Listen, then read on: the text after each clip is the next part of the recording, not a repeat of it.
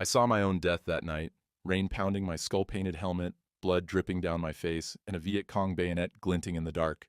The radio told me it was coming. Not some grunt's voice, no.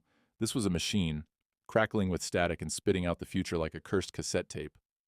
My name's Lieutenant Bones Carver, leader of Skull Monsoon, and this is how I defied fate in the soaked hell of Vietnam, 1907. Or at least, how I tried. Picture it. Monsoon season, the kind of rain that turns the jungle into a swamp and your boots into mush.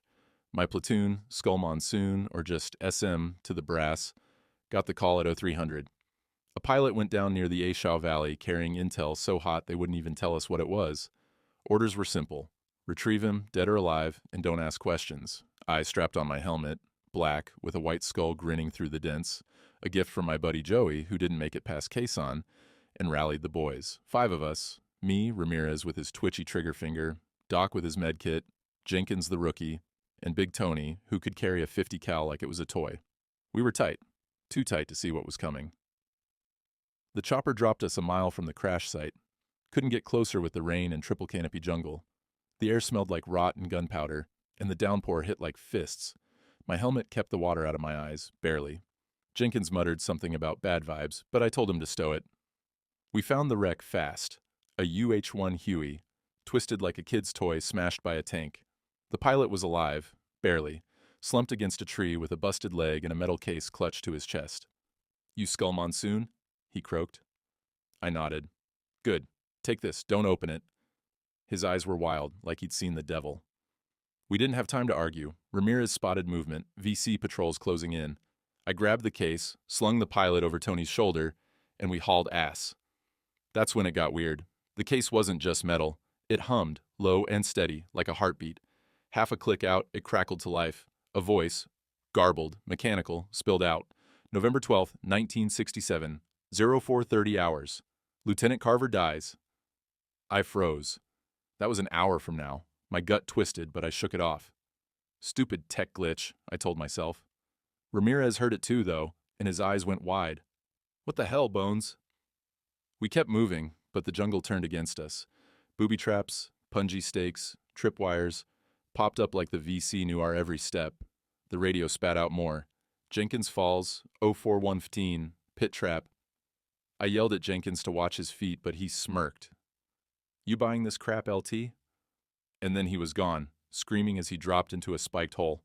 We couldn't stop. Doc patched the pilot while Tony cursed the rain, and I gripped that case tighter. It wasn't a glitch. It was a prophecy. By 0420, we hit a clearing, too open, too quiet.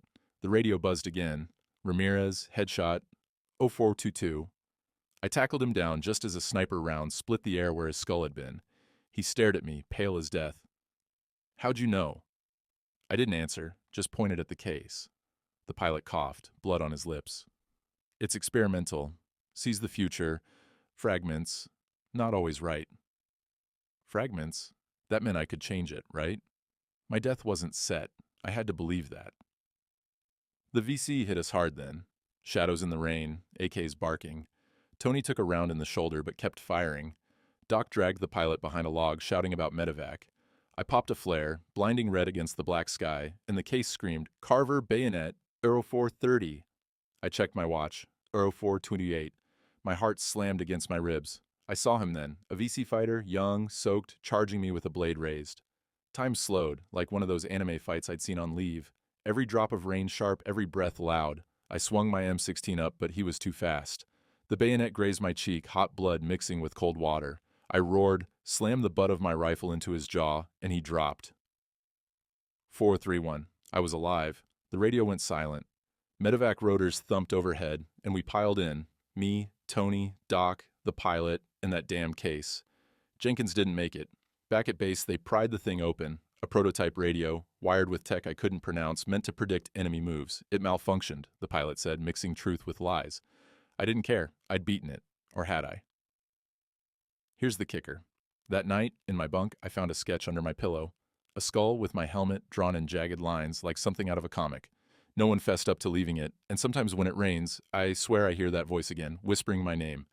Was it really wrong, or is my time still coming? That's the story of Operation Skull Monsoon, where fate got loud and I got louder. I'm Bones Carver, and this helmet's still grinning. for now.